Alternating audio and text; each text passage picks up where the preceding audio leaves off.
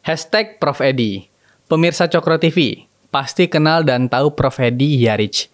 Ia adalah pakar hukum pidana dari Universitas Gadjah Mada yang sejak kemarin masih menjadi Wamenkumham.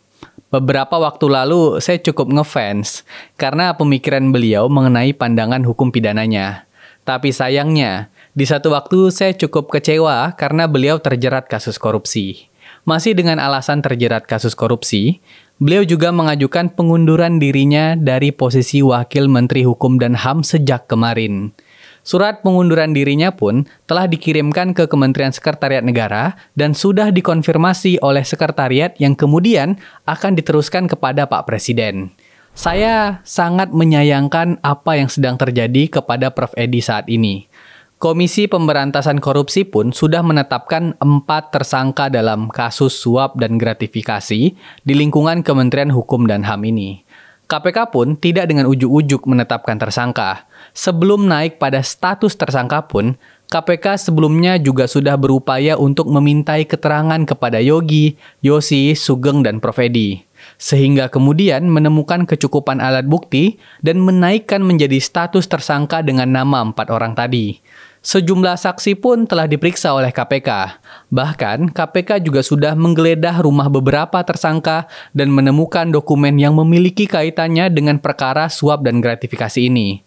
Tidak terima dengan status hukumnya yang tersangka, Prof. Edi, Yosi, dan Yogi juga mengajukan pra-peradilan. Kasus ini bermula saat Ketua IPW atau Indonesia Police Watch, Sugeng Teguh, pada 13 Maret lalu melaporkan dugaan bahwa Prof. Edi menerima gratifikasi sebesar 7 miliar rupiah. Yang mana ini juga bermula dari meminta pengesahan bahan hukum yang berkaitan dengan sengketa kepemilikan saham. Sungguh sangat disayangkan seorang Edi Hyaric tiba-tiba tersandung dalam kasus gratifikasi yang mengguncang negeri ini. Kehadirannya yang sebelumnya dipandang sebagai sosok yang tulus dalam melayani masyarakat, kini tercoreng oleh tuduhan yang mengarah pada kecurangan dan keserakahan. Sebelumnya, Prof. Edi dikenal sebagai sosok yang gigih dan berdedikasi tinggi dalam memajukan sektor publik. Namun, bayang-bayang gratifikasi menghantui reputasinya. Tuduhan yang dialamatkan kepadanya menggambarkan bagaimana kultur korupsi telah merasuki struktur kekuasaan yang seharusnya bertanggung jawab atas kesejahteraan masyarakat.